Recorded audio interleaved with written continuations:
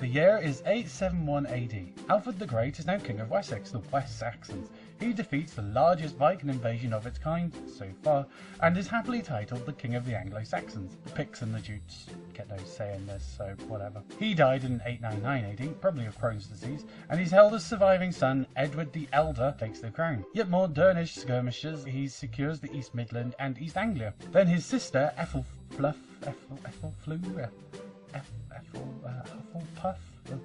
his sister dies, and he inherits Mercia. The Mercians, somewhat disgruntled that their new king had an easier to pronounce name, teamed with Wales, and Edward was killed during the battle in 924 AD. Edward couldn't decide which of his sons he loved the most, so on his deathbed he wanted to split the country. Æthelweard became king of Wessex, but then died 2 weeks later, making Æthelstan, Edward's eldest son, king of the Anglo Saxons again. Æthelstan finally gets around to taking out the rubbish, and by that I mean conquering the York from the Danish rule. Northumberland, a barren, cold, wet part of the country, just accepted Æthelstan as ruler. He was then titled the King of English, which was a warped way of saying Anglish, so now the Saxons were forgotten, but even though he's a Saxon king, I don't make the rules up, just accept it, okay? Anyway, he dies in 939 AD, and his half-brother Edmund becomes the first king to have a coronation as King of England. Then, in 946 AD, he was murdered by a thief. His brother Edward became king until he died in 955 AD.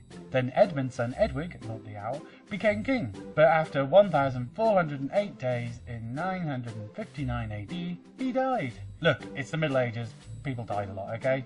All along through, the Danes and their supporters still fought to break England and fortify the true north-south divide. Edmund's other son, Edgar, became King of England and was crowned in Bath Abbey.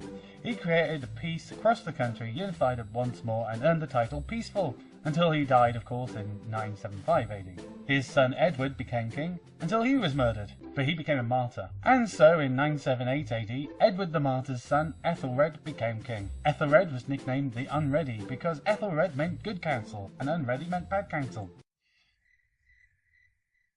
I'm sure the joke was hilarious back in the 900s. Anyway, he married Emma of Normandy, the sister of Richard II, Duke of Normandy.